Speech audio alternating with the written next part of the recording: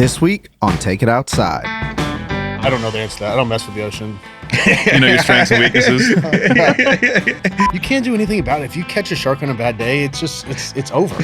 He's winning. Yeah. Yeah, you're not winning this battle He's winning. ever. I never have slept out in grizzly country, Yeah. and grizzlies freak me out. Okay. I feel like I've got a better chance versus a grizzly than in the water with a shark. No way. Hell yes. You could poke its eyes. You can punch it in the nose. That's you what can rip its that's how I gills. feel Poke its too. That's how I feel too. eyes. Yeah. Let's talk about this. Climb up in a tree is climbing up after me. I'm just kicking this thing in the nose. So you're kicking a grizz in the nose, but you can't punch a shark in the nose. And underwater. Before us, the only real way to monetize that recreational resource was an annual or multi-year lease. Yeah. The negatives, especially for this type of landowner, is it's nice to make the money, but now my kids, my friends, my family, and my neighbors, my business partners can't use it. Yeah. Because I leased it. Yeah, that land's gone. I would go speak to some of the kids at MSU and like the business program, and I just told them like, I know entrepreneurship seems like this sexy thing, and all the movies come out, and like this is really hard. There's a lot easier ways to make money. Don't do this unless you can't not do it. Yeah. Like I made a lot more money before I did this. This podcast was brought to you by Outsider. Check us out at www.outsider.com. Outsider is an outdoor lifestyle brand owned and operated by me, retired Navy SEAL Sam Mackey, and my dear friend and former NFL quarterback Jay Cutler. At Outsider, we encourage everyone to get outside and enjoy all that life has to offer. Head over to outsider.com to check out our unique patent-pending drinkware. Outsider's drinkware can be customized with your personal or business logo. Go to outsider.com, upload your logo, and we will send you visual proofs and great wholesale pricing. And don't forget, get outside and enjoy all that life has to offer.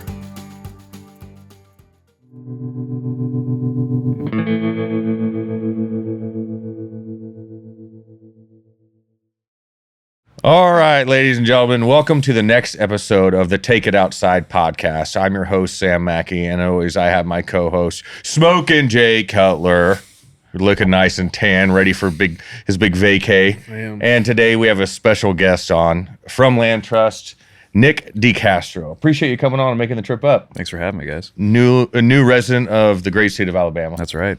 From where? Montana. We moved down to Fairhope from Bozeman. Okay. So, but you grew up in Southern California? That's right. Yeah. Born and raised there or what? Yeah, I was born in Laguna Beach and then grew up in San Juan Capistrano. Went to high school in San Clemente, just north of Camp Pendleton. Okay. Military family? My dad was in, my grandparents, my brother is actually in Syria right now. He's a reservist. Really? Yeah. Army? Yeah. Right? All right. Good deal. What'd you do growing up? What were you into, Baseball. sports? Yeah, baseball was the thing. Surfed, fished, spearfish, hunt. I know like today people are like hunting in Southern California. I'm 37, so aging me a little bit, but we grew up bird hunting, did a lot of quail. We had bird dogs growing up, so Really? yeah, it's cool. I mean, you hunt in the deserts, and we had Brittany Spaniels, and my dad still does have one. And then a lot of spearfishing and just inshore stuff. Yeah. Just love it. What was your target game spearfishing? In the beaches, like halibut and sand bass and just stuff that's living in the reefs and stuff like out in front of Laguna Beach. Have you ever spearfished? Yes, I have. I did it with a sling, so I never used a gun. I just had a Hawaiian sling. Yeah, I've done both down in Key West. Did you do well? I mean, Yeah. He claims to be a Olympic swimmer. I mean, Just in some case say you're wondering. waterman, some say Olympics. I don't know. Gold You're jacket, pretty green big to be jacket. an Olympic swimmer. Fuck no, I'm not an Olympic swimmer. I can swim better than the average guy. There you go. A lot of surfing. Yeah. Is a big waves up there in San Clemente? Yeah, Right? but my brother is a better surfer than I was, but I mean, San Clemente High School, when we went to, at our age, it was number one in the world, like surf team. Oh, So we really? beat You got a Hawaii. surf team in high school. Oh yeah. All those South Carolina teams, they have surf class. A lot of kids I went to school with are on pro tour and stuff I've like that. never heard of this. Yeah. Really? Yeah. Best surfers in the world.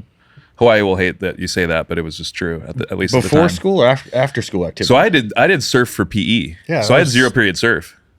during school. Yeah. So I would go hit show up the- at the hit the pier. Yeah. What? 7:00 in the morning, and you're getting in the water, and like that's PE. I never did PE. So your high school was on the beach, I take it? 2 Close miles, enough. whatever, 3 Really? miles. Yeah.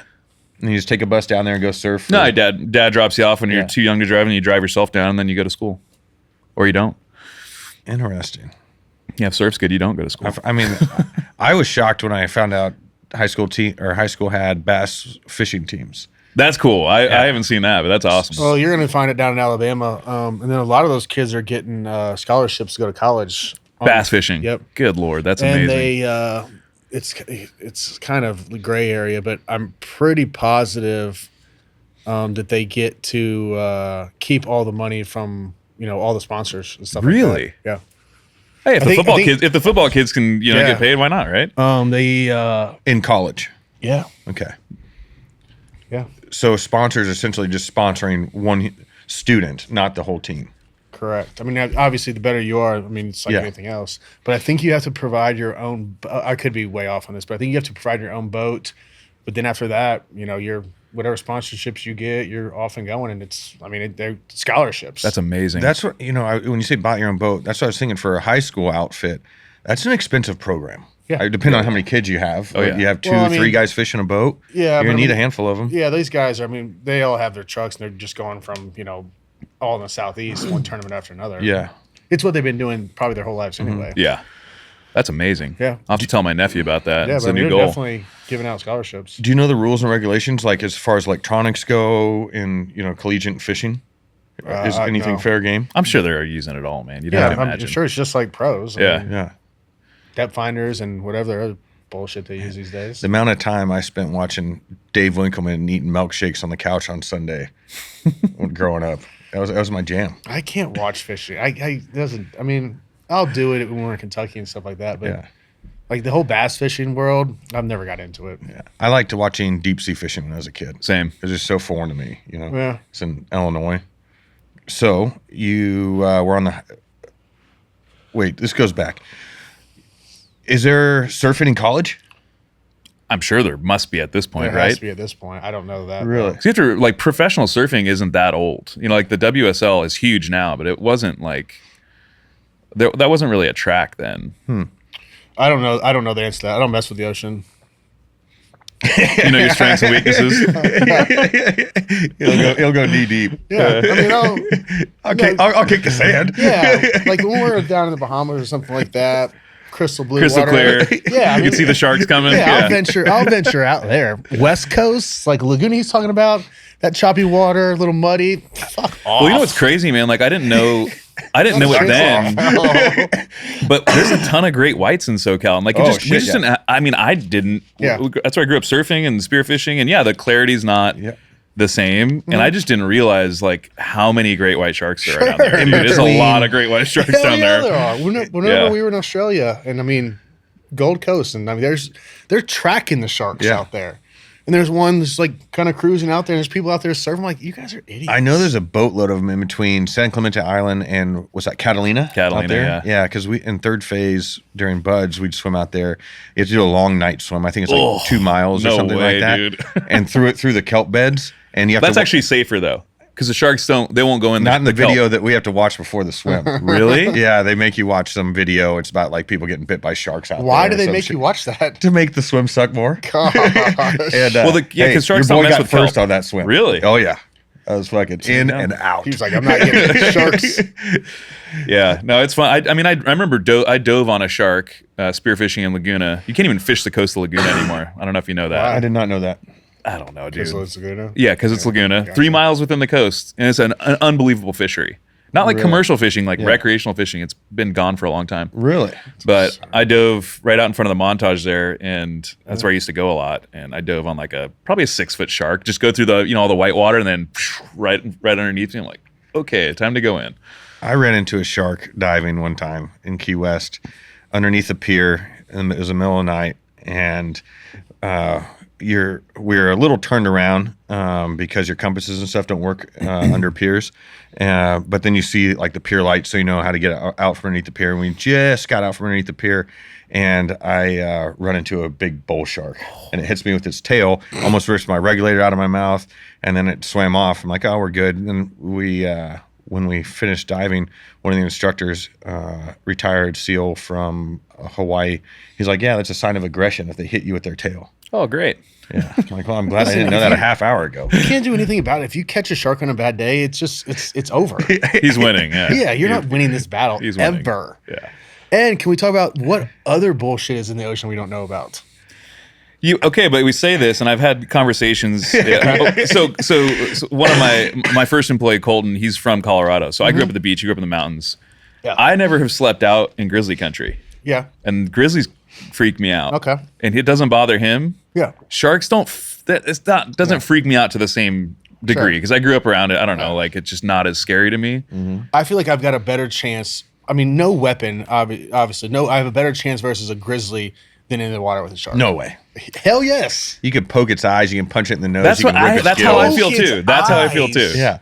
What are you going to do to a big old grizz when he comes up and bites you in the head when you're sleeping? I mean, I'm obviously awake. I know it's coming. Like, I've given myself a fighting chance. Okay. I mean, so you're just going to square up with this grizz? No, I mean, I'll find a tree. We'll play a little peekaboo. Run another tree.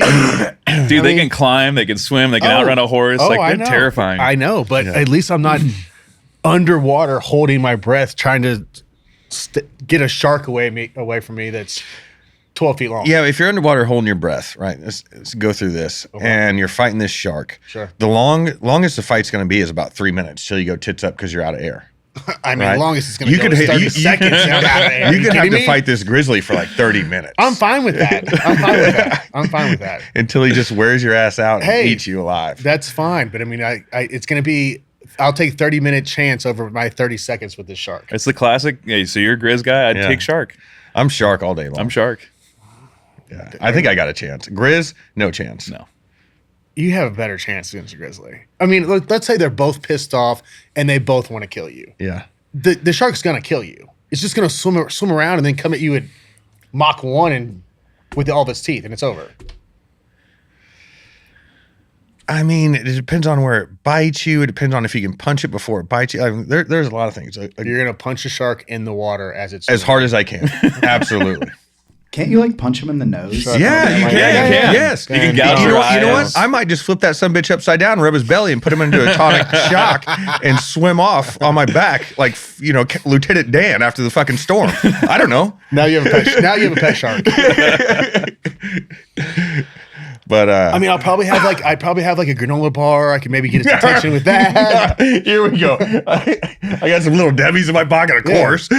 Well, I mean, get up in a tree. Let's talk about this. Climb up in a tree. It's climbing up after me. I'm just kicking this thing in the nose. So you're kicking a grizz in the nose, but you can't punch a shark in the nose. And underwater. I mean, he's got a better chance. He's had more experience underwater than 99% of Americans probably, or people in general. So he's got a fighting chance. Myself, no. Panic mode. I'm out of oxygen in 15 to 33 seconds, and it's over. Well, the crazy thing is they were trying to get grizzlies unlisted so we can hunt them again, and the feds just shut it down again. It's like, dude, there's so many grizzlies in that region. Well, them and wolves. I mean, they're just. Well, they're knocking the wolves down. Oh, yeah, well, in Montana, they're knocking wolves down for sure. They're doing that just. Yeah. On their own, out of necessity for their cattle. Yeah, for sure. Right? But you can go get tags for wolves. Yeah. But they need to reopen grizz. Mm-hmm. Is it open in any state? No, nowhere in the U.S. Really? And, I didn't know that. Yeah, they got listed I don't even know how long ago, and then I remember it came back up because they said when they list something, they say this is the number of animals they need to be in this region to be recovered. It was like 1,000 or something, and that happened a decade ago. I don't know, like a long time ago. Yeah, there's nothing else out there killing grizzlies. No, absolutely. Old age and other grizzlies. Okay, you're in La Jolla. Water's a little dirty, right? It's nice and warm, summer day. Everything's going your way. And how far out in the water are you going? I mean, enough so that I can pee and it doesn't look like I'm peeing. Are you fully submersing yourself at all? Yeah. On the way, after I pee, water's kind of up to here. Mm-hmm. I'll probably do like a little dip and then kind of ride the surf back in. You know what I like doing? No, tell me. When I'm so glad you're interested. Before I go out in the water, especially if it's a little cold, right, and dry off, I will get ankle to knee deep. Then I'll pee, and then I'll take a couple more steps and just do a quick dunk. So you're peeing while you're just standing up there. Yeah. It's just running down your He legs. likes the warmth. Yeah. And then just doing a quick, taking a quick knee, washing the shorts off. I'm up and I'm out. Can you tell us why? Is it harder to pee underwater for you? No, So what's the problem? I'll pee in your pocket. I have no problem peeing anywhere. So why not just let the water just kind of wash it away as it goes? Because maybe it's a little cold, maybe it's a little uncomfortable. What if a big wave comes and splashes me? That I don't want to get wet at that point in time. The water, it's wet. It's one way to do it. That's for sure. Yeah, pro move. All right, have you ever hunted blacktail or hogs out there in Southern California? No, never. I didn't start big game hunting, so I only bird hunted, so upland and some waterfowl and stuff like that. Until I didn't big game hunt until I was living in Colorado in like 2015. That's when I decided I want to try that. So hunted antelope first, but I've never killed a bear. I've been bear hunting, but I've never hunted big game in California. I have hunted big game in California once. One of my buddies' family has like ground in kind of Northern California where the redwoods, but didn't kill anything. What were you after? Yeah, deer. Yeah. What brought you to Colorado? Did you go to college there? No, I was working for a startup out there, so I lived in Boulder for I think like 2 years. Where'd you go to school? Boston? Boston University. That's right. Yeah. How was that? Expensive. You say Boston? Yeah. Oh wow, Yeah. that was a big change. Yeah, it was fun. I mean, it's a good from going from like a beach to Sure. not straight to New York City. It was good waylay. It's a little smaller city. It's cool. Manageable. Yeah. What'd you study in college? I mean, theoretically business. Yeah. Like 2.3 GPA. There you go. So not a lot. It's passing. Yeah. Kind of. 2.0 and go, right? A little C average. C's get degrees. So what'd you do after college? I moved to New York City. Got into advertising and marketing technology sales. So I was a sales guy. Really? Just fly around and Whereabouts in like downtown? downtown. Yeah. Really? Yeah. I ended up living quite a few places. in New What York. year was that? 2010 to like 15, I want to say 16, something like that. What'd your apartment cost downtown? Then my last place was 250 square foot, and it was $2,400 a month. Wow. Yeah, it was a 250 bedroom. square Like it was a Yeah, room. It was so a it room was- with a bed it was and a nice. kitchen. Yeah. It was basically like right here. Yeah. Good location? Amazing location. Really? Yeah, I mean I had like 4 Michelin star restaurants like 2 blocks from my house. It was downtown in NoHo. It was The food phenomenal. in New York is Insane. it's hard to. Never been. I mean, Really? I've been in and out of the airport 100 times, but I've never ventured downtown. You got to go eat and drink Driven there. through. It's a fun place to eat. That's and what Jay drink. says. He just Yeah, compliments the food all the Yeah, time. me and Samantha go. We don't even do anything besides Eat and drink, man. Yeah, like just one restaurant after another. Just That's keep going. like, like when you don't live there, you have hobbies. I like to hunt and fish and all that. Yeah. There, it's just like, what did you do last weekend? I ate and drank over here, this Yep. part of town, that part Yeah. of town. Like, that's all it is. There's gonna be like when the kids are gone, I want to go and spend 3 months in New York. Okay. In the spring or probably the fall, and just go to a different restaurant every day. Really? Well, I mean, I don't know how many Michelin star restaurants there are, but I mean, A ton. a couple hundred, I'm assuming. Really? Yeah, and they're, amazing food. Did you have a favorite spot, restaurant in New York? That's hard. I mean, I do miss impossible. ramen was like hungover. Ramen is like super spicy. Ramen was the thing. Obviously pizza. I lived right near some like amazing like Prince Street Pizza. Some places I've been there a long time, but it's impossible to pick a favorite Yeah, restaurant. it's just what you're feeling that day. Yeah, that's the cool thing, Yeah, right? whatever you're feeling that day, you can probably get some of the best in the world in that cuisine. Yes. I'm feeling some good seafood right now. Are you? Yeah. I would like some good seafood. Well, where I just moved to, man, down there, the coastal Alabama, the food is outstanding. Seafood is outstanding. Why'd you guys pick down there? Well, my wife didn't like the cold, Okay. and Bozeman's not a great place to live if you don't like the cold. No, it's cold there now. We have little kids. We have 3 daughters. Okay. 5. It's like I'm like 2 years behind Sam, basically. So like 5, 4, and 2. Ooh, you're in it. My wife's a twin, so she wanted to live by her sister. Okay. So we were looking, and then for our business, Yeah. the Southeast is a huge opportunity market. Yep. We visited Fairhope. One of my good friends from college, her husband was like, dude, it's great fishing down there. It's a cool place. So we went and looked. Late July, it was fucking hot. Hot. It was super hot. But I looked at my wife and I'm like, 100% humidity. yeah, like if you can deal with this, like whatever. Sure. The rest of it's golden. Yeah. So yeah, I don't know if you guys have been down there, but Fairhope's beautiful. I have not. Haven't been down that We should like edit out the name of the town so that it doesn't happen what Bozeman happened. So it's like 30 minutes north of Gulf Shores. But Okay. you guys got to bring the kids down there. Yeah. Like Gulf Shores is awesome. I'd love to. So after New York, what brought you to Colorado? Or was that your next stop? Yeah, just work. I lived in like New York, Chicago, San Francisco, LA, Oh, really? Boulder, Bozeman. Okay. Yeah, I was a traveling sales guy. Same company? No, a bunch of different startups. Gotcha. Yeah. And then what brought you to start LandTrust, and how did that come to fruition? Yeah, I mean, when I lived in New York, I had been an early host on Airbnb, like 2011-ish, right? Yeah. It was pretty new. And I was like, this is sweet. Like, I'm gone and paying for my rent. Yeah. It's awesome. So sharing economy was like, all right, this is great. And then I got to Bozeman in end of 16 and was like immediately confronted. Obviously, there's a bunch of public land in the West, and that's great. It's a great resource. But, you know, around Bozeman, you're like, dude, there's a bunch of badass farms and ranches right there in town. Yep. And how do I get access to that? You got there in 16? Right in December 16th, the end of it. It's changed. Is that when you bought your spot? 17-ish, yeah. Yeah, even in this short amount of time, it's changed a lot. Oh, yeah. Bozeman was awesome back in 16, 17. It's blown up. I wish I'd bought a house, but Yeah. yeah. So, you know, like anyone who loves to hunt and fish, like you got to go door knock, and door knocking is just less and less and less successful. Yeah. I always say, like, why would I start the company if I got a pat on the butt to go get them? You know, everybody knocked on their door. So I was happy to pay for the opportunity, but there's just no way to seamlessly do that. You know, 6'2" dude knocking on your door with a gun, like it's just not. Yeah. It's not great. No. So it was an obvious marketplace issue. There's obviously all this supply, all this land, and I'm one of the demand, you know, supply and demand in a marketplace. So I didn't start working on it right away. I was still working for another company, but it was just like churning in my mind all the time. So in 2019, I decided like I can't not try this. And it's, you know, I would go speak to some of the kids at MSU and like the business program, and I just told them like, I know entrepreneurship seems like this sexy thing, and all the movies come out, and like this is really hard. There's a lot easier ways to make money. Don't do this unless you can't not do it. Yeah. Like I made a lot more money before I did this.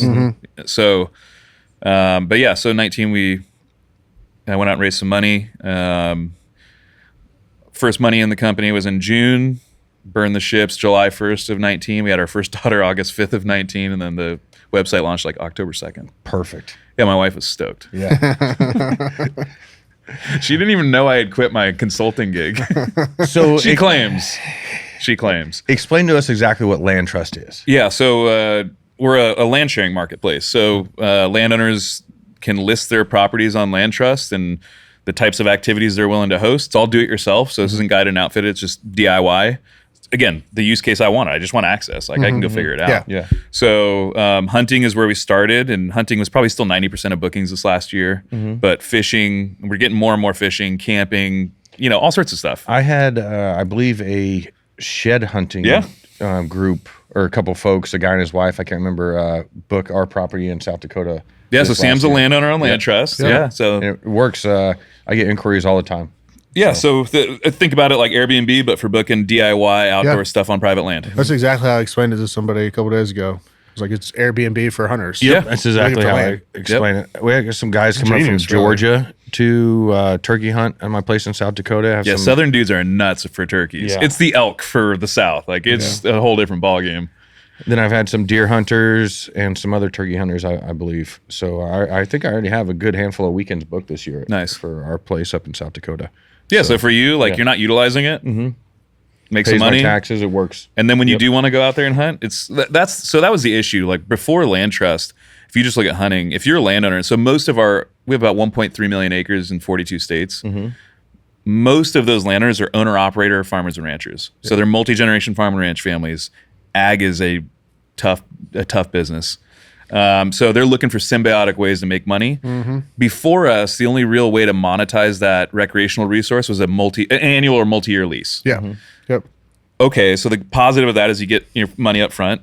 That's the positive. The negatives, especially for this type of landowner, is I didn't come from ag. Obviously, came from the beach. So I love learning about it. But these landowners specifically value control over everything else. They want to control their business, their property rights, their way of life, right? Income is important, but it's probably second or third.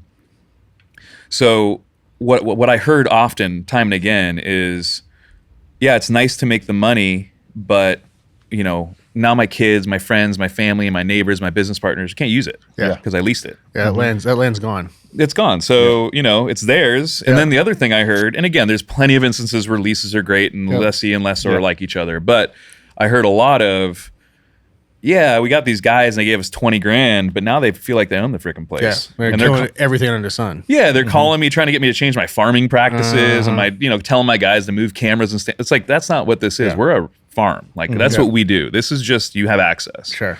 So there was kind of that tension. You kind of understand if you write a big check, like that is a big chunk of money. Yeah. So you do feel ownership. So there was just kind of that tension. I think the transaction size was too big.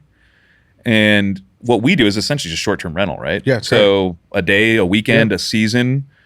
In Nebraska, rifle season's 9 days. So we'll see like a season booked, So it just right sizes it. And then the landowner can block out, Thanksgiving for their family or, hey, I like to hunt elk, but I don't care about turkeys and bear or fishing in my, my pond or whatever, right? Have you, I'm sure you have, been to any of the properties that you guys list on your site? Oh, yeah. And if so, do you have a favorite? I eat my own dog food for sure. So, I mean, I still probably have booked more trips than any. I might still be in the lead. We have some customers that are coming up. And you have to, as a founder, you got to be using the product. Yeah. And you're always your product's harshest critic. So there's about 7,000 things I want to change about our product. In Bozeman, some of our first places, the first elk I killed was on a LandTrust property. Really? It's actually, so, Wilsall? Yeah. When you're coming to hit the, the T. Yep. Muddy Creek is listed with us, so they own Bank Bar in town. Okay. So I killed. They have those pivots out there that usually the herds are down. So I killed my first cow there. I'd go up with those guys a lot. They're great. But in town, there's 2 or 3 properties right there that are all along the Gallatin, 6 minutes from my old house. So the bad part of that is it trains your wife to think that when you go hunting, you go for the morning and that you're supposed to be back. So I'm like, if I say I'm going hunting today, I mean like I'm not the whole day. All day. Yeah, the whole day. But that was like that was the awesome part of it is just cool. I get to sneak away for the day and I got a place and I have to go freaking compete with 60 other dudes at the public trailhead. Cause you're all busy people. I got little kids. I don't ever really get to hunt and fish, frankly. Yep. If I do get it, I don't want to go deal with other people. No, you're gonna be as efficient as possible. Yeah, and Get it's out just there. even just relaxing wise. Like I don't even really. It's great to kill something, but at the same time, like just to separate from work and the phone, and I'm going to de-stress, not to get more stressed by being around a bunch of other people. Well, this is what a lot of public hunters complain about, especially out west, is access to private land. Yeah. And I think states are actually trying to do a better job. Montana's got that new program Block. where they allow, if you as a landowner allow 3 hunters on, you get your tags then. Oh, Really? So that's what Josh Fields was telling me. Now, can you know the hunters? Yep. Okay. You specify who the hunters are, the time frame they come, and the way that Josh explained it was if you allow 3 hunters on your property, on your private property, you get your tags for free. Really? Yeah. You're welcome. private landowner tags. Like again, I know there's. I started a private land company in Bozeman, Montana. Like other than Missoula, it's probably the least friendly place in the world to start a private lands company. So I don't really care. I'm obviously a huge proponent of landowner tags, transferable landowner tags. Look at New Mexico; they've like nailed it. Yep. And it's worked really well. It's great for the elk. It's great for the market. It's great for the landowners. Yeah. What's so great about it? So okay. Let me look at a place like, Montana could include in this too, but look at Nebraska. Nebraska is like once in a lifetime tag. Yep. And they have huge bulls. They have big herds. We're talking to ranchers up in kind of that northwestern corner. And they're like, dude, we're getting $200,000 of depredation from elk herds. And the state will give them tags, but they're not transferable. He's like, you think I want to go shoot 20 cow elk? No. Like, I don't want to do that. Yeah. No one wants to mess with that. No. So, but if he could sell those, all of a sudden now he's offset $200,000 of depredation, right? From his crop, his hay, all that stuff. That seems like a great outfit to run. And then New Mexico has really figured it out where they are incentivizing landowners. They say, hey, if you participate in levels of conservation and habitat work with us, we'll give you more tags. Yeah. And it's also based, the biologists are coming out and they're making sure the herd size and all that stuff. New But Mexico, you only, what do you get, 5 days to hunt an elk out there? I think I've still never gotten to go. I went once, this was years ago, at my buddy's place. But they had a bunch, the landowner had a ton of tags. Yeah. But I want to say it was like 5 days with a gun to get it done. The whole season. You get to pick your 5 days. Yeah. Okay. Gotcha. Well, did you see Wyoming's? It's on the table right now to do transferable landowner tags. Really? Yeah. Well, I wish Montana would just do landowner tags. And like, let's say you have a block. Say you have 650. Like you should get 2 tags. Yeah. I agree. I mean, and the thing is, like, it's not like one tag. I don't the care. biologists are still like, it's not like you're inventing new tags. Like the state's still allocating the tags. The biologists are still involved. Yep. So I'm all for it. And there's people that would light me on fire and, for saying it, but I don't care. Yeah. I know some states do this. I don't know if it's applicable in Montana.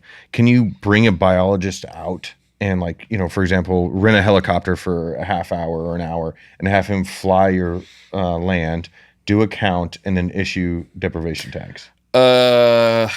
I'm not positive about that process. I know they do get them. Yeah. And right now, I think landowners can get those kinds of tags in Montana, but they're not transferable. So you've got to, and that's how Nebraska is. They have now. Montana has. They have the other program is it's a landowner.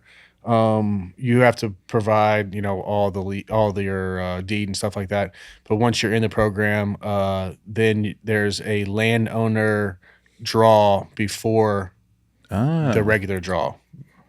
And I think that your likelihood obviously goes up because it's a smaller community of people in that draw. But I missed it last year. I didn't have my paperwork. Squared away. But that will essentially almost guarantee you to draw every year as a landowner. I think it's supposed. Yeah, it's supposed to definitely. The goal help behind your the chances. program, it sounds like. is to get landowners their tags. Okay. It's pretty rough if you think about it, to be like, you own the land, you bought it, you pay taxes on it, and then to not be able to draw is pretty rough. I mean, we have 3,000 acres, and I didn't draw a tag last year. Yeah, it's like It's just sitting like- there staring at it. Yeah, it's pretty rough. I guess I'm the guide this year. Yeah. I just can't believe that they won't give you, like, if you own a block, you don't just get landowner tags. You know? I know. But like I said, dude, there's guys out there. You go to Missoula and Bozeman, this is religion. Oh yeah. I mean, we back up to a national forest, and I mean, it's shit. It's a 10-mile walk, probably, maybe more. I mean, through some thick shit, and we've had some guys bump up on the property. I mean, they're on the line. They're legal, but I mean, I don't know how the fuck they. There's would no get way elk those out of guys. there. The guy, we bumped into a couple guys a couple years ago on his property, and I'm talking, they were 50 yards, if that, off his property. I mean, they camped like on the line. And they're like, oh, we walked in, and I pulled it up. I'm like, Blew all the elk out. Yeah, you're walking 10 miles as a crow flies, and I know you didn't go A to B. Yeah, and it's like there's this. mountains Yeah. between us and them. I mean, it is Deadfall and shit. Thick. Yeah. So then I mapped it. I'm like, I bet he walked 13 miles. And the guy's like, yeah, that's about it. And he's like, what are you gonna do with this elk when you kill it? Like, oh, I don't want to pack an elk out 13. Yeah. we're gonna hump it out. I don't want to pack it and went out 3 miles. Yeah. So Yeah. No, I mean, those guys. I mean, they plan all year for this stuff, and that's that's what they do. Take a couple weeks, knock yourself out. Not for me. fishing on your site. Yeah. Fishing compared to hunting, what's the ratio there? The people. It's growing for sure. Really? Look, hunting is how we started, and I always knew, I didn't name the company BigBucks.com. It's LandTrust, right? It's it's a land sharing marketplace. So hunting is still, like I said, 90%. I think as of last year. Fishing is growing. We actually just listed this badass new place out in Northern California, central Northern California. Mm-hmm.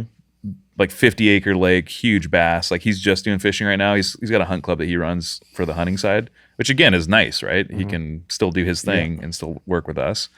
But we've got some places in the south with some big bass, and then we got a lot of fly fishing. Other side of the range from where you are, we have a 30,000 acre ranch over in Two Dot. Mm-hmm. Unreal fly fishing. So we've got a lot of fly fishing in the Montana region, and then a lot of farm ponds, bass, all that kind of stuff. What about? Has anyone been kicked off yet? Kicked off from what side? The rentee side. Oh, they did something bad? Yeah. No. That's good. Yeah. So the worst thing I can think of was in Nebraska, turkey hunter drove a 2-track after it rained and it rutted a little bit. Sure. He came back and helped and cleaned it up. That happens. Yeah. Yeah. No, I mean, knock on wood, right? Yeah. It eventually is gonna happen. It's just the law of large numbers, but. Do you list any houses that have deep water access with the boat comes with it? Anything Not right that? now. Is that something you're looking to get into? It's a whole liability. It is. Yeah. It's a whole different bag of cats. And what we're all about is just private land, exclusive private land access. So that's the thing is you can't really do much with ocean. Yeah. I was just thinking property wise, someone. But there are we have like people with private lakes. Yeah, and so we do have that but not. You said deep water, so I assumed ocean. Like but ocean fishing. we absolutely have people who have their own private lakes with boats and stuff. You can go and do that, but not ocean stuff. Yeah, gotcha. Ducks. Yeah, A lot of duck stuff. yeah. We got a bunch in North Dakota, and North Dakota is like Loaded. and in the Sandhills. I don't know if you ever hunted the Sandhills, but Sandhills is insane. He just did.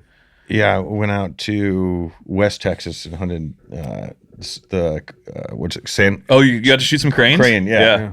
I still haven't. I drew a tag in Montana like years ago, and I just didn't end up getting out. But I still haven't done it. It was a lot of fun. I'd imagine that's a big old bird hitting the ground. Pterodactyls coming at you. You know, when they flare and they're trying to get up. You know, when you sit up to shoot them when they're coming in their decoys. I mean, they're not going anywhere. I've had the shit scared out of me on the Gallatin walking in to go duck hunt in the morning, like pitch black, and one of those things sounded off like. It sounds like a pterodactyl. Yeah. It sounded off probably like somewhere in this room. It's super loud. What do they sound like? I can't even recreate the sound, man. Like, you'll have to find it. I will. He tried to get me to do it last week. It sounds like a prehistoric dinosaur, man.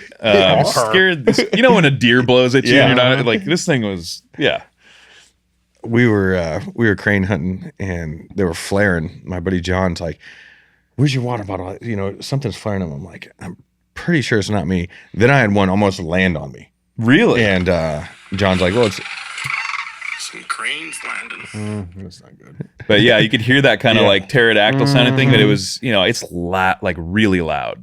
And then John skied one. I mean, it was way up there. And I'm laying on my back, I'm watching that thing. It's coming right for my head. So I'm like, dodge, and it ends up landing. Yeah. There it is. That thing sounding off next to you in the pitch black, like scared the Dinosaur. It is.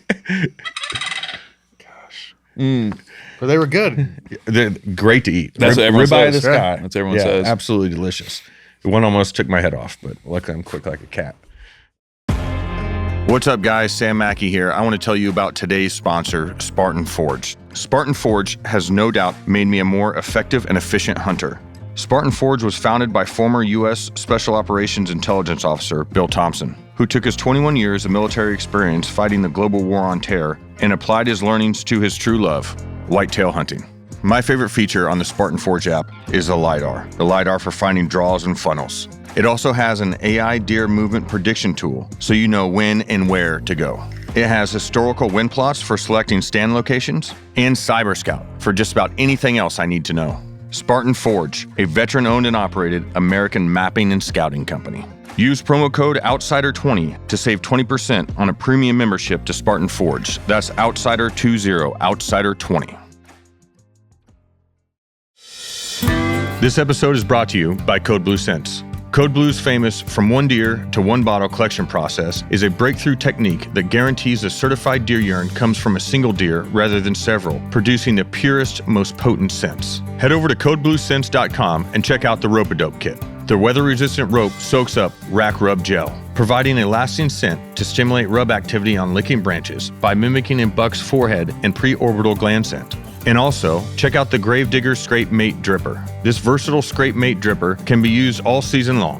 The adjustable dripper bag contains pure urine from a single buck enhanced with tarsal gland scent. Perfect for hanging over scrapes to keep them fresh or creating a scent trail as you walk to your hunting location. Visit www.codebluescents.com and use promo code OUTSIDER15, that is OUTSIDER15, to receive 15% off all Code Blue products. Multiple use is okay, cannot be combined with other promotions.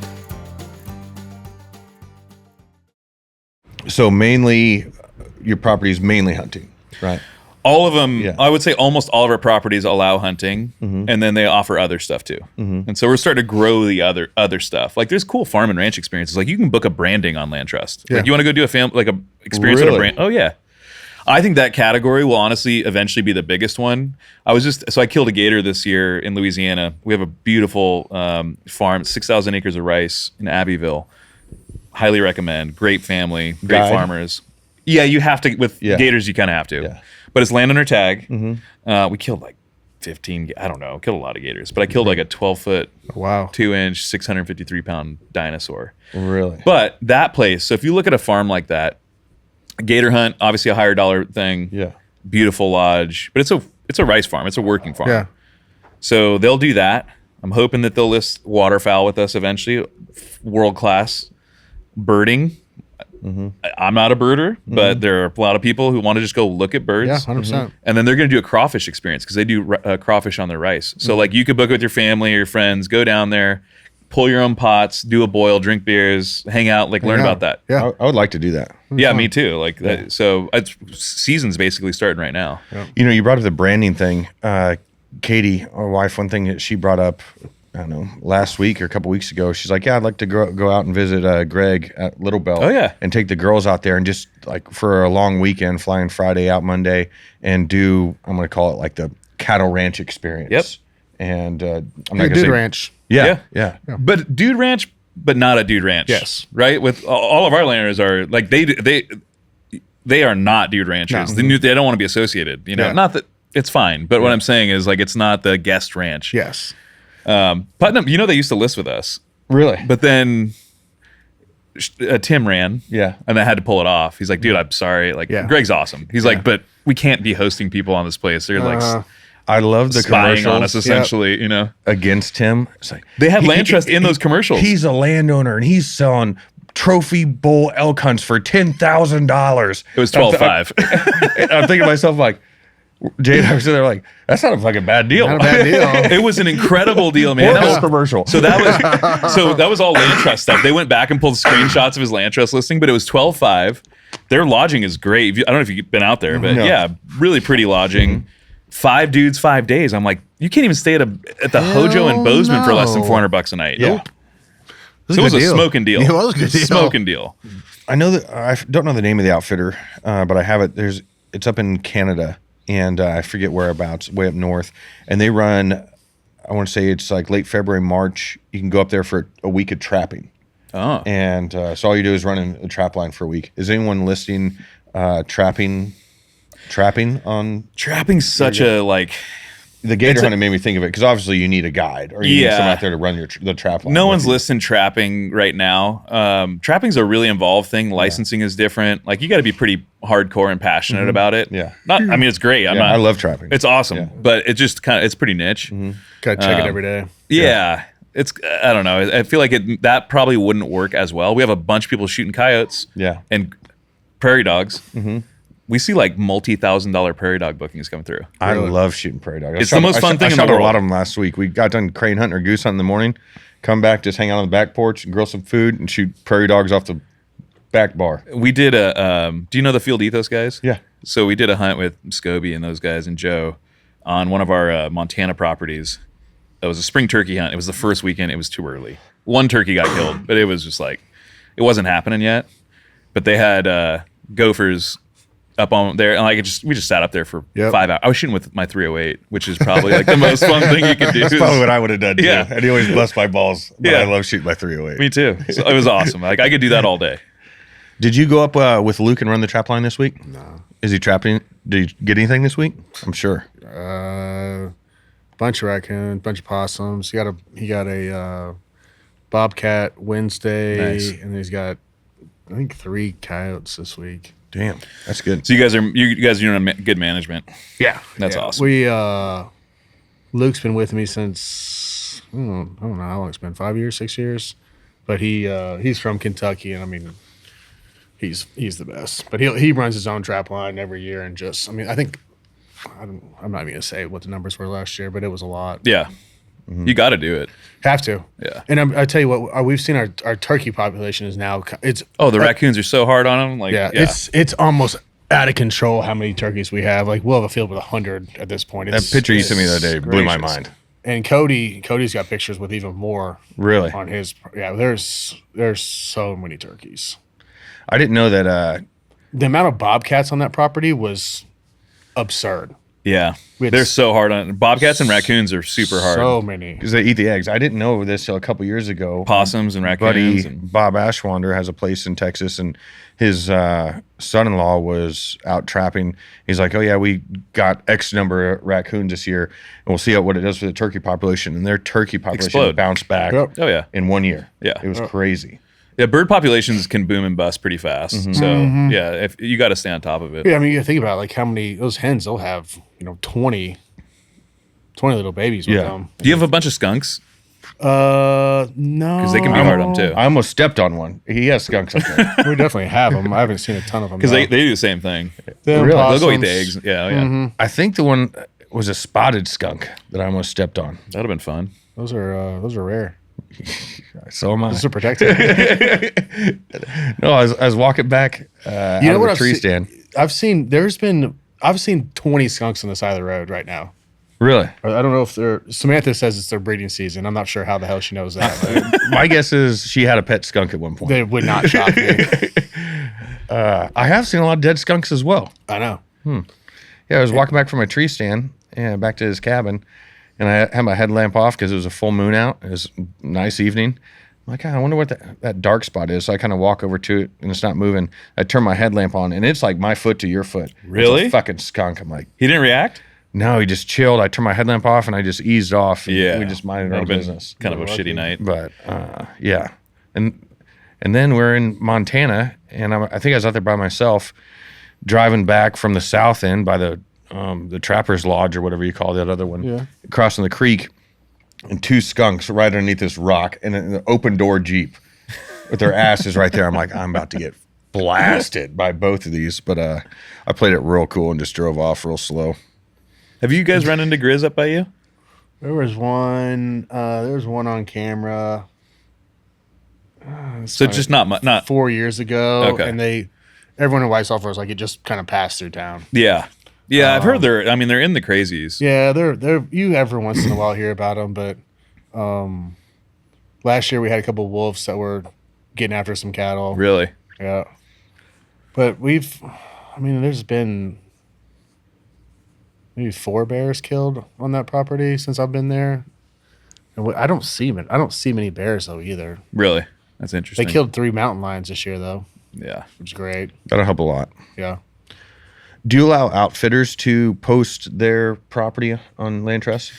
No, and so like we're not against outfitters or guides or anything. Yeah. They're service provider. Yeah. There's great ones and there's terrible ones. Yeah. Just like anything else. No, so it's more of a business model thing. Yeah. We put a lot of time and effort into developing and partnering with landowners who own the asset, and that allows us to do other things too. So like if I had, if I'm partnering with an outfitter, they don't own the asset, they could lose the lease. Sure. I also can't do other stuff with them. Like Yep. if they want, it can do ranch experiences or fishing, or because he doesn't, lease that stuff. So it's nothing against them. It's just a different business model. Now, being someone that leases their land or has it on LandTrust, is there any backdoor deals with other landowners that have their property leased? Like, hey, you want to come with my property? I'll go to like yours? combine? Yeah. Or like, you mean like 2 LandTrust landowners swapping? Yeah. I don't know if I've ever seen that. I have seen some landowners from like Missouri go and book stuff up in Montana because they wanted to go do it. And I'm thinking one landowner specifically, his dad's probably 80, and he just wanted to go talk shop with, farmers just want to go see how they do stuff up there. So, but I haven't seen anyone do swaps. I mean, I'm not opposed to it. It's their thing, but. I think that'd be a cool thing to do. Look on there and find a piece of property I like and see if someone's interested in mine and do a high five. You could always send them a message. How many listings do you have? We're getting probably around 750. That's quite a bit. Yeah. There's a lot. It's not enough. Yeah. It's never enough. No. But and that's the thing. I moved to Alabama in September, and the Southeast we have a lot of sportsmen who use LandTrust from the Southeast, but we don't have a ton of ground. And so what we really want to do is put a lot more ground down in the Southeast. We just got some new Osceola properties in Florida that are going live right now. Like everyone's chasing for an Osceola. A lot of hog hunting.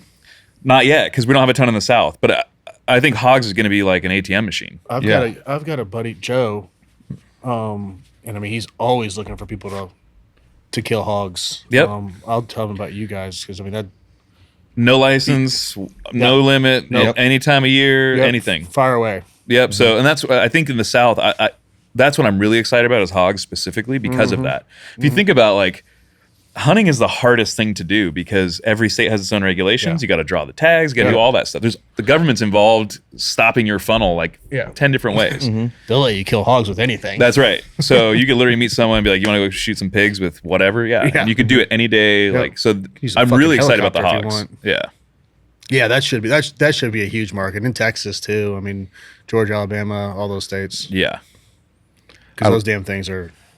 Hog hunting is one of my favorite things to do. I haven't got to do it. Really? You've never shot a hog? I have a 300 blackout that I'm just like dying to unleash. You should. You have a can for it? Yeah, but I have a dead air. It's the most fun thing you could ever shoot. You're shooting a 220 grain subsonic bullet. Yeah, 7-inch barrel. I did it with knives one time in South Carolina. And That's dogs. pretty wild. Yeah, the dogs. Yeah. Not normal. Katie went with me. Even worse. Yeah. The guy. Guys are psychos. You get them right in the armpit, right? Yeah. He's like, just take this knife and walk. And his I mean, was it all like Bowie knife? I mean, it had to be. it was big. Yeah. Like Rambo. Rambo. Yeah. And the pit bulls have it like by his jowls and its ears holding to the ground. And I was more worried about one of those pit bulls biting. Yeah, man. I'm like, your dog's not going to bite me. And he's like, nope, a dog will not let go of that hog. He's like, just take this knife. These guys by his ears? Ears and one. There's two of them, two or three pit bulls, and they had him by his jowls and his ears and like his head or face, right? Pinning him to the ground, and then he hands me this big old Bowie knife. He's like, just stick it in his armpit and then wind him up like a Model T. And What state is this in? was that What state is this in? South Carolina? Okay. sounds about And right. then I shot a couple hogs before those guys showed up, and I think I've told this story before, but where Katie and I are driving around, and they let the bay dogs go, the beagles that would surround the hog and bark at it. Then when she got close, she'd let the catch dogs go, which are the pit bulls. So we're driving around following the bay dogs, and Katie looks at me. She goes, I think that hog in the back of the pickup is alive. And I said, no, it's probably just his nerves. She's like, well, it's walking around.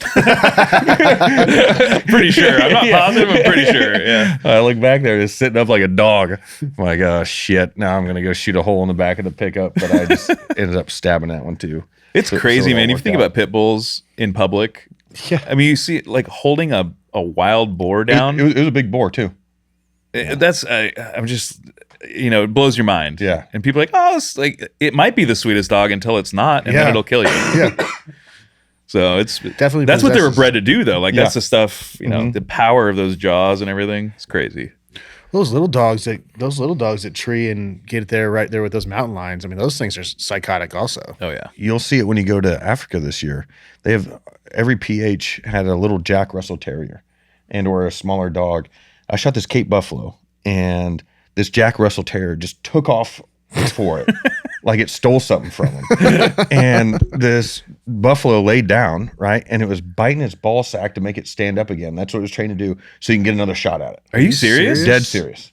I could see a Jack Russell doing that, dude. Oh, they're totally. they're terrorists. Yeah. Those dogs are Yeah. terrorists. That's incredible, though. Just given this 2,000-pound, it's Cape got- Buffalo. Yeah. It steps on it.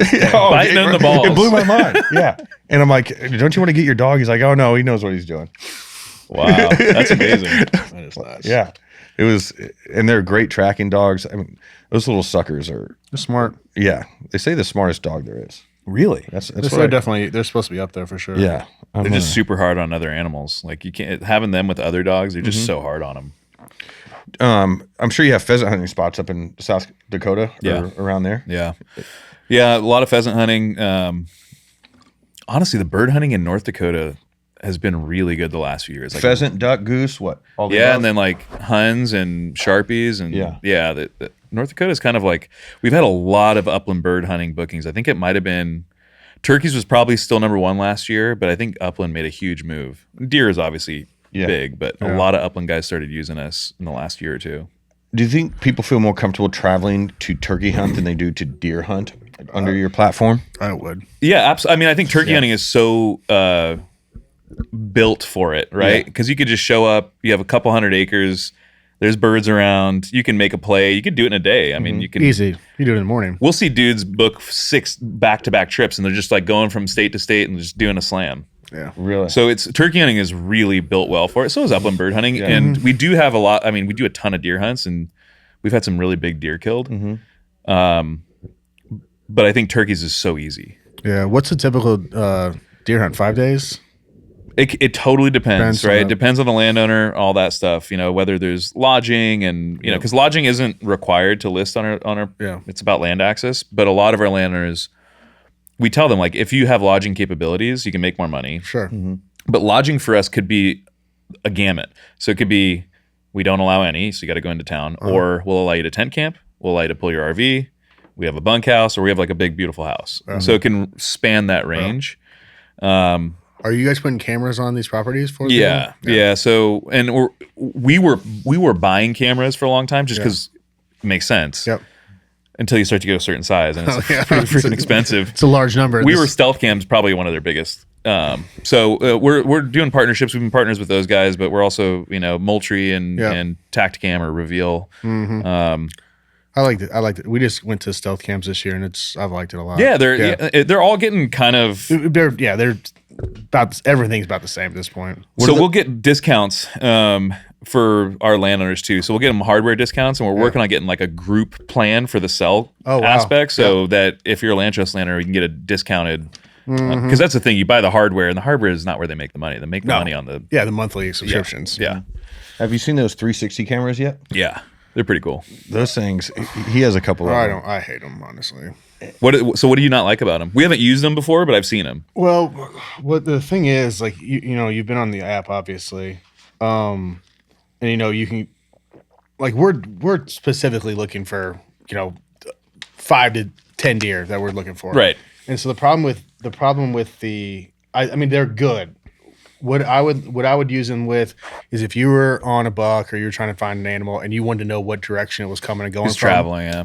That's great. But like whenever you're flying through these and trying to just look for like one buck, like you have it's like 70 photos of you have to stop, and then you have to go all the way around and be like, all right, where the hell's the picture at? Oh, it's birds. Yeah. And it's one camera, 360 view. Yeah, it's just one camera and it's just all around. So you just put it on a post. Okay. I mean, they're gonna have it's gonna have its place. Yeah. Once we crank up in the fall. I'm trying to see where some of these deer are coming and going from, but just an everyday camera, It's too much. It's just so much information. Have you seen any of them? I know some of them have been trying to use AI to tag. I've never seen it work well. It's not done well, and it's so crazy. It'd be like a cow and it'd be like white-tailed doe. You're like, nope. And that's an Angus cattle. I don't know who I was telling somebody, but I was telling somebody that if one of these companies could come up with a AI or a platform that only sends you buck pictures. Yeah.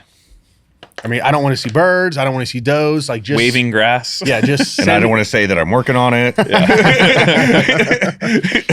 But that, you could only send whatever you program it in. It's just crazy that they have the amount of training data they have, the amount of photos flowing through their platform. Yeah. And I talked to one of the, I won't say who it is, but I talked to one of the cam makers. He said, look, man, we have hundreds of millions of photos, but even internally, like we've talked about releasing it. They don't put it in product because he's like, it's 30% accurate. Yeah. Even with all of our data, for whatever reason, they just can't do it. So I don't know why. Well, I mean, they just don't have. I mean, they're just not putting the right chip or whatever. They don't have the right nerds in there. Yeah, exactly. It definitely can get some Silicon Valley nerds in there. Yeah. They'll do it in a day. Tell me you can't PID a white-tailed buck deer? I mean, how many times I've seen when we were trying to use it with one of the game cam makers that has it in product, and it'd be like white-tailed doe, and it'd be black Angus cattle. We're like, no, it's not. It's not a white-tailed doe. No. So, what is your biggest hurdle at LandTrust right now? It always will be more and more land, more property. Mm-hmm. Yeah, I mean, even like you look at a company like Airbnb, they're still supply constrained. They're $100 billion company. Yeah. Like so, it's in two-sided marketplaces, there's always one harder side. Mm-hmm. Land is for sure that. Now, the cool thing is that especially in that farm and ranch community, they're really hard to get into and build trust with. Trust is in our name for a very specific reason. Yeah. But if you deliver on your promise, they tell their friends. Yep. So probably 20% of our new landowners coming on are just word of mouth. Like we're not even doing a referral program or anything. It's just so you spread like that, and then they'll stick with you until you mess something up. And thank God we haven't messed anything up. But so just the acquisition of land through the landowners. Gotcha. Yep. And I'll vouch. It's a great program. You guys got me set up extremely quick. Yeah. And I've had multiple inquiries last year. I already have someone booked for deer in September. Nice. This year, and I think a couple people booked for turkey in the spring. So the turkey guys, I mean, like I said, it's like elk for them. I Yeah. mean, they're as fanatical about turkeys as anybody else is about anything. do you have any in Alaska?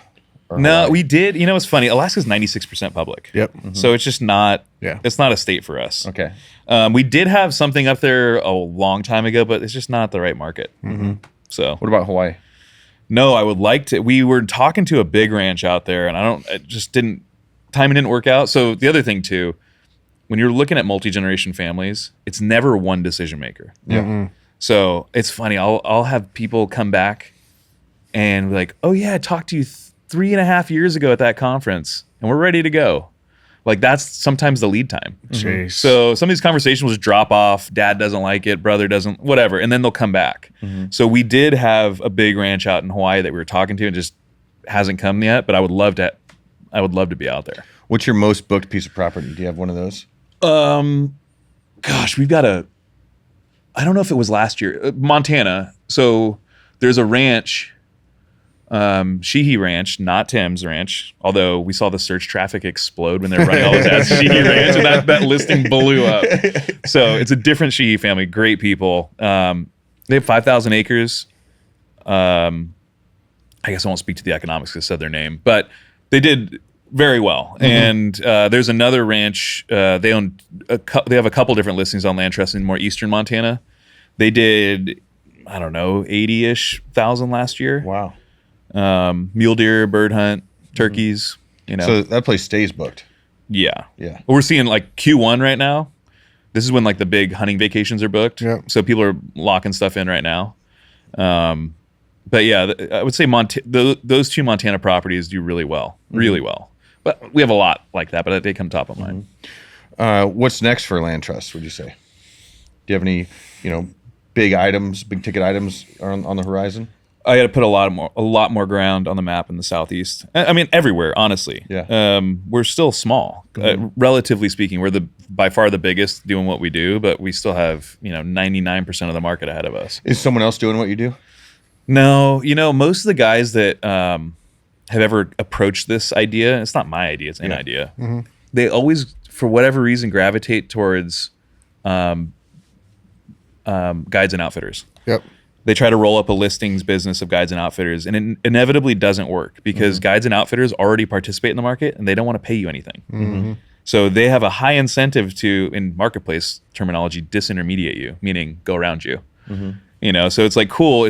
I know why people do it because it's really easy to build your supply because they all have websites. Yeah. I could build a scraper right now and have 100,000 listings on my website. Yeah. And I've talked to these founders before where they're like, yeah, every single freaking transaction, the guy's trying to go around us. Because they already have their own website, they're already marketing. They don't want to pay you as a middleman. No. My landowners will never do this business. So this is all found money. And we're 80-20. And a lot of them are like, that's it?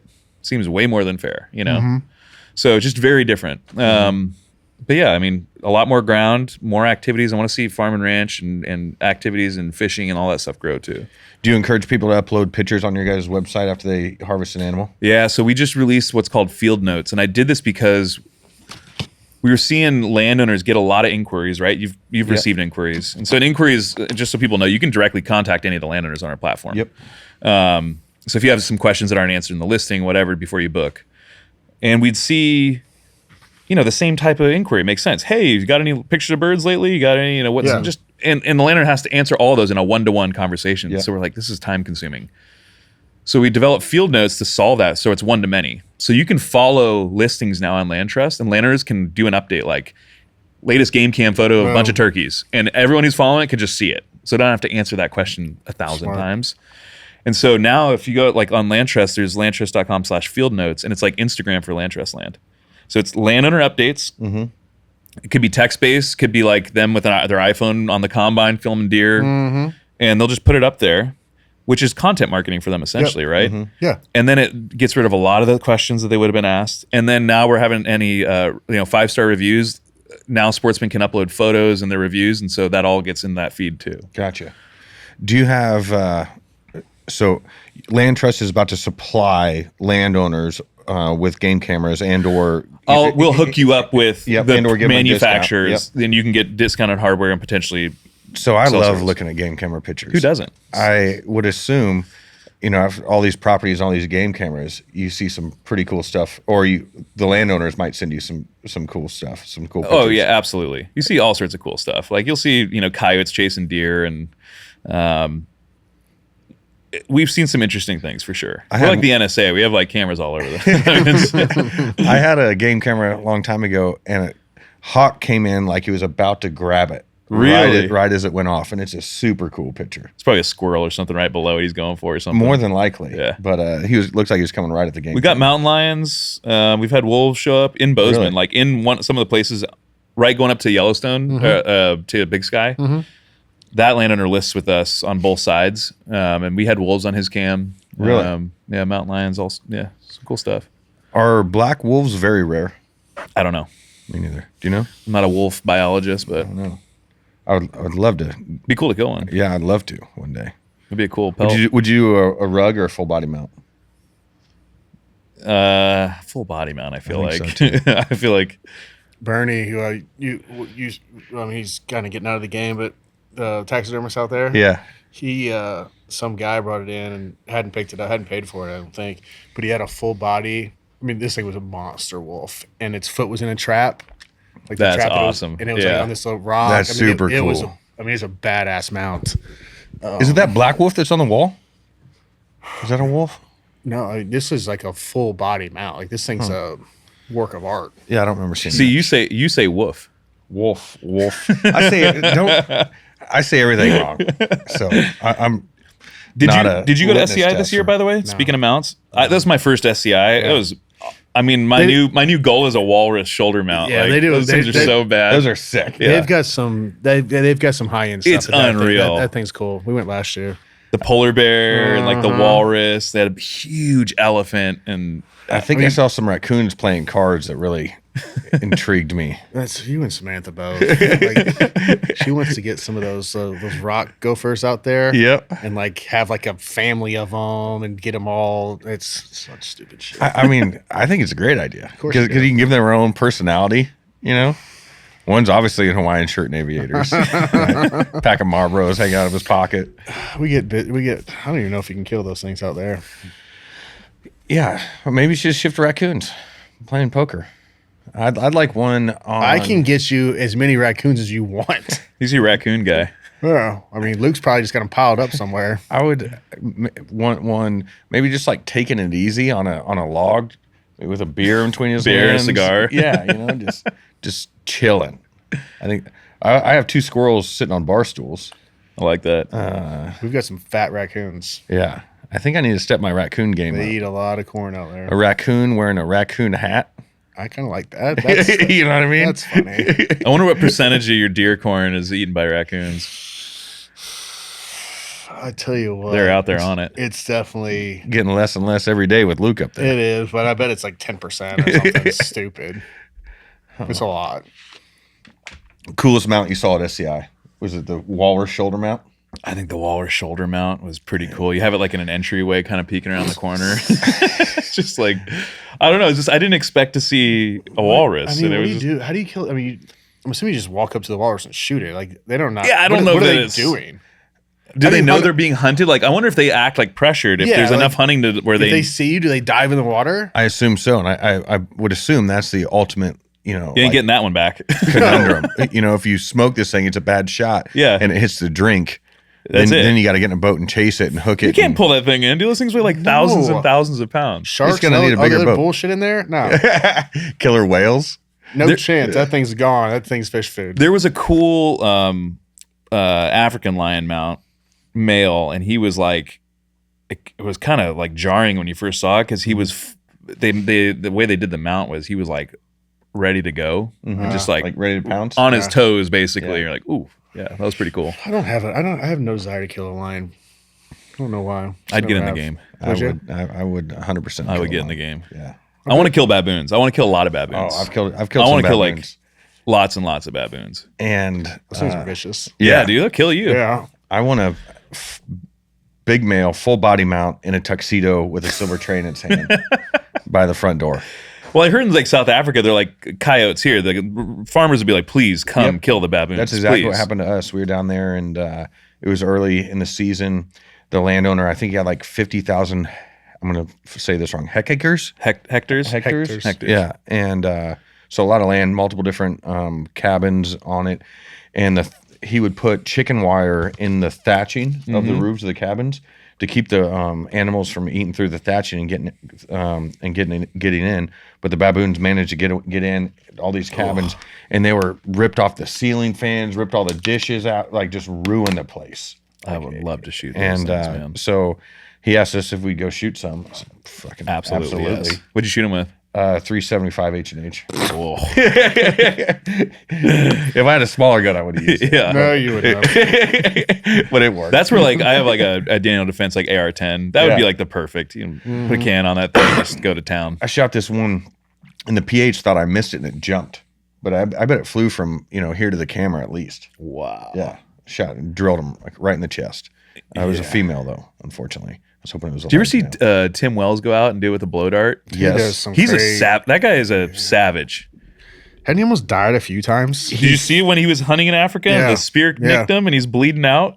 I mean, it's a full moral bleed. Like, I was like, you're dead. He's pretty filming quick. his own death, and then Yeah. like, at what point is a predator going to come along? And I don't know. It's wild. I like his blowgun iguana hunting in Florida. I would like to do that. yes, And I'd like to do a gator hunt also. I'm really interested in your guys' spot on. you on should. LandTrust. It's such a cool place. The food's awesome. People are cool. Was it in Florida, Louisiana? Louisiana? Do you did you eat the gator? No. So the way they had it set up is they got it skinned out because all the commercial trade gator for skins for like the fashion houses is Louisiana. Oh, okay. So basically, it was kind of like they'll skin them out for free if they get the meat for the market, and I think that's how it all went. That's down. a good deal, though. Yeah. I'd take that deal. Yeah. So it takes like a year to get that hide back. But you get the hide. I did the big one, and then I did like a 9-footer. So I should get those back in like a year or something. Just kind of rug status. They put it on I a did board. the belly. You could choose the belly or the back. I did the bellies, and then with my, I got 3 daughters. I'll probably do like pink belts or something for them. Or, just something cool. And then I'll do belt and maybe some shoes or something. Watch straps or. But so you got it to make apparel out of, lack of better terms. Can you get them and like Euro the hang that- head? Yeah. So my head's getting Euroed. Okay, gotcha. Have And you, they're seen like, have you seen that one at the yep, that's what I was thinking of. has, Yeah, that's a big gator. That's 12-footer. Where'd he kill that at? I believe Florida. Really? Yeah. It's totally different, right? It's not hunting, like No, you're they're going- catching your. But the cool thing is like, they swallow this big ass hook, Treble and it hooks, goes yeah. in their stomach, and You then go you set like all the baits the night before. they did it. Okay, So gotcha. you show up and you go around, and it's pretty cush. Yeah. And then you go and like you're sitting there pulling on this thing, you watch the bubbles coming towards you, and I don't know. So on the big one, That's a dinosaur. it is a dinosaur. So we killed it was a phenomenal day. Like we killed a bunch. And we killed a few 9-footers. And we're like, wow, these things are enormous. And then we'd gone back, we'd started eating, and one guy's like, hey, that last line went down. It's a big one. And so we went back out. I'm wearing flip-flops at this point. Like How do you know it was a big one? they just knew. They'd been Yeah. watching this guy. So we went out there, and it was my turn to be on the gun. It's a little 22, which is crazy. Pulling this thing in. It's getting close. We got him up. We can see him. Like, whoa, this is a different thing. And as I'm holding a 22 pistol, all of a sudden I feel like a lightning bolt on my toe and then on my arm. And it was ground hornets. So we were stepping here in the marsh, right? You're and the farmer who was guiding us, he slaps his head. He's like, we're all start like, luckily I've got firearm control. I'm like holding the gun towards the water, but we started getting stung by ground hornets. While you're pulling this 12-foot gator in. Yeah, right when he was right at the thing. So luckily a whole hive didn't come out. For whatever reason, just a few of them did. We shot him. But then, the guy who was doing all the baiting and stuff, you get in with a knife, and the way you test them is you touch their eyeballs. So if you touch their eyeballs and they don't react at all, they're dead. But if they blink, if their eyes shrink in or whatever, like they're still alive. Yep. So digging around in there, you got to get that knife back in behind the skull. You shoot him right back here. There's like a crease. And then he had a 5.7 pistol on him. And he put like 5 rounds into that thing afterwards in the same hole. And it was still not dead. Like it wasn't flopping around or anything, but it's not dead. Yeah. I got pictures of me laying next to it, I was laying on it like a chase lounge. Like, So did you pull it up in a boat, or how'd you get it no, out? that was on land. So we did Okay. kill some from a boat, which is pretty fun. Yeah. And then we killed him. We pulled him up on the land. Okay. Then we had like a little winch, and took 6 of us to get him in the back of a truck. What do they smell like? Do They smell like a lizard. Really? Yeah, they don't smell great. And once it's hot, Yeah. they don't smell good. I would love to do that. You should. It's a blast. Did you do any frog gigging down there? No, I didn't do any frog gigging. Do you know the difference between when you're frog gigging and how to tell us that it's not an alligator? I think one of the eyes are red and the other ones are. I didn't even think about that something else. aspect of it. Yeah, I mean, you're going to grab frog or something. You don't want to grab a little gator. Wow, I didn't think about that. Makes me not want to go gig as much. Yeah, I'm telling you, one of them they have different color eyes. I don't at want to night. frog gig anywhere where gators are at anyway. Nah, I don't think so. Well, you better. I mean, I was about to say you better go to a golf course, but there's even gators on golf courses in Florida. I mean, you can frog gig here. Yeah, that's true.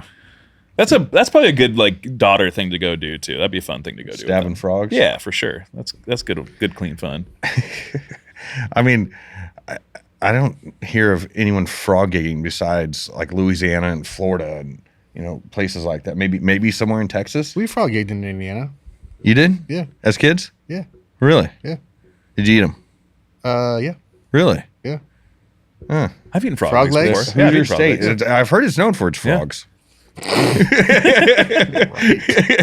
Old Santa Claus, Indiana, Boone and Crockett toads. We got some big ones. All right. So what else would you like to tell us about Land Trust? I mean, look, man. Well, first of all, I appreciate you guys having me on, and I mean, if, what I usually say is, if any of this sounds marginally interesting to you as a sportsman or a landowner, as a sportsman, create a free account. It takes you 15 seconds, and think about it. It's almost like Zillow. You tell us what you like, and then we just send you properties that match what you like. We're basically scouting for you 365 days a year. So you tell us what state you live in, what states you're interested, what species, what activities. I like to hunt and fish and whatever. And then you can just like let us do the work, and we'll just email and text you properties, just like Zillow. Like, hey, this might be interesting to you. So just like set that up if it's even marginally interesting. And then if you get on there and you like some properties, follow those properties, because then when landowners post updates, you see the new pictures or whatever. As a landowner, give us a call. We have a website, landtrust.com. We're real human beings. Our guys, you worked with our guys. Our guys Great. they're all great guys, and we do all the work. So our landowners, like, we build your listings for you. We know you're busy people. You guys went out to my property. Yeah, And checked Jake it went out there. Yeah, I Jake's thought that was pretty cool. Yeah. So, and by the way, as part of that process, when you onboard as a landowner, we'll build digital maps of your property. So we work with Onyx and HuntWise and some other guys. But, so the whole point is a landowner wouldn't ever have to meet any of the people. Obviously, you don't go meet them because you're not there. But we build digital maps, property boundaries, where stands, cams, parking, house, no-go, like all that stuff. And then we collect all your kind of like arrival instructions, just like Airbnb. Sure. And so that way, like when you accept a booking, and I think it's another important thing for a landowner to know, we're all about control. I can't just book your place. There's no instant book. Everything is a request. And our landowners often like to just talk to somebody real quick and just feel them out. Yeah. And they can say no for whatever reason. Yep. But you have to accept a booking. They can't just book it. It's not like a hotel or something like that. But once you do, then we send over all that stuff. So they've got everything they should need, I love the concept. I think it's genius. I think you guys are going to have a great runway these next 5-10 years. No, I appreciate it, man. That's what we're working hard to do. But I mean, I love the business. I love building the business. I mean, I like working on it. I love to hunt and fish. I just don't really get to do much of it right now. I think in the digital age and people just so many hunters trying to find access, that I think it just makes complete sense right now. Well, most hunters live in states, 80+% hunters live in states with less than 20% public land. Really? Like Pennsylvania has more licensed hunters than Montana has citizens. So, that was the funny part about building this. When we were building it in Montana, Montana has such a big voice from the hunt space, but it's like, dude, you guys represent like nothing of the population of hunters. No. It's great. I love to archery elk hunt too. It's awesome. Yeah. It's the most fun. But the reality is 9 out of 10 hunters hunt white-tailed deer on private land. Yeah. Which state has the most hunters? I think Pennsylvania right now. So I what think I it's thought, Pennsylvania, then Texas. And maybe Pennsylvania Michigan. have like 350,000. Hunters? Yeah, No, Pennsylvania has like 1.1 million hunters. Really? Yeah. That's. I think it's Pennsylvania, Texas, and Michigan. I think all of them have over 1 million hunters licensed. Damn. Yeah, Quite a bit. Good for them. that's wild. All right, check him out. Nic at LandTrust. I list my property in South Dakota on there, and it's great. I've had zero issues with it, and everyone that has been to my property has been taking very Yeah, plug good care your of own, it. man. Go Yeah. book his property. Yeah. Up your prices. That's exactly what I'll do. But I appreciate you coming on, my man. Yeah, thanks for I having me. appreciate dinner last night. We Yeah. had some elk tenderloin. Yeah. It was delicious. It was awesome. Amazing. So thank you for that. And I appreciate you coming on, making the drive up. Yeah, absolutely. Enjoy Alabama. You guys got to come down to the beach, bring kids. Yeah, I would love to. Cool.